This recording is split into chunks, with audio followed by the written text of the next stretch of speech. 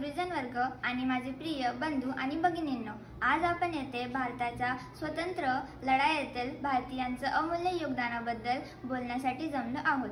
आज आपण ज्या स्वतंत्र भारतात श्वास घेत आहोत ते स्वतंत्र आपल्याला सहज मिळालेले नाही, तर त्यासाठी आपल्याला आपले पूर्वजांना ज्ञात अज्ञात स्वतंत्र सैनिकांना आपले प्राण पणाला लावले आहेत। महात्मा गांधींच्या नेतृत्वाखालील अहिंसक चळवळीने जगाला एक नवा मार्ग दाखवला।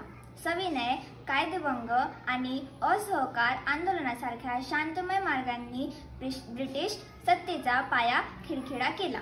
भगतसिंग, सुखदेव, राजगुरू, चंद्रशेखर आझाद आणि सुभाषचंद्र बोस यांच्यासारख्या अनेक शूर क्रांतिकारकांनी सशक्य लढाईचा मार्ग स्वीकारला। त्यांचे बलिदान आणि आझाद हिंद सेनेचे शौर्य भारतीयांना प्रेरणादायी ठरले।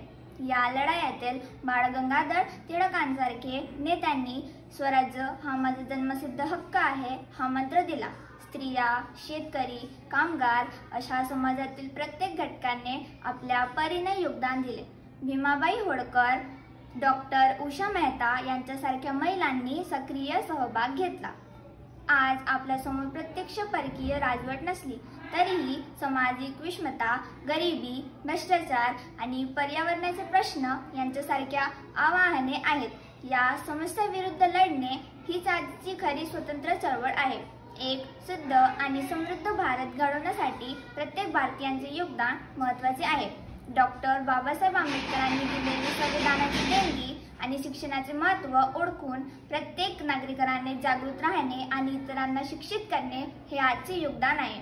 ज्यातील सलोखा राखणे, महिला सबलीकरण आणि दुर्बल घटनांनी न्याय मिळवून ठेवणे प्रयत्न करणे हे आपल्याला स्वतंत्र सैनिकांची स्वप्न प्रत्यक्षात आणण्यासारखे आहे।